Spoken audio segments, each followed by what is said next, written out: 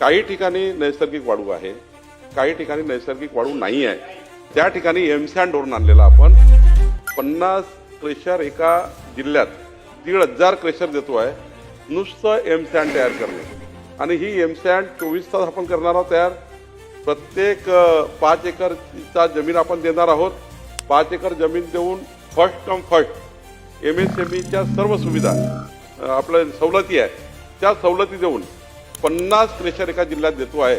या राज्यात first come first 1,500 crusher सुरू करायचे आहेत, जेणेकरून पुढच्या काळामध्ये नैसर्गिक वाळूवर आपल्याला काही गरज राहणार नाही. कृत्रिम वाळूवर आपण राज्य शिफ्ट करतो आहे. आणि जो 5 एकरचा आपण त्यांना 5 एकरचा आपण जो त्या ठिकाणी जमीन देणार आहे, प्रायव्हेट जमिनी अलाव करणार आहे. ज्यांच्या शेतामध्ये दगड आहे, ज्यांच्याकडे गव्हर्नमेंट लँड आहे त्यालाही अलाव करणार आहे.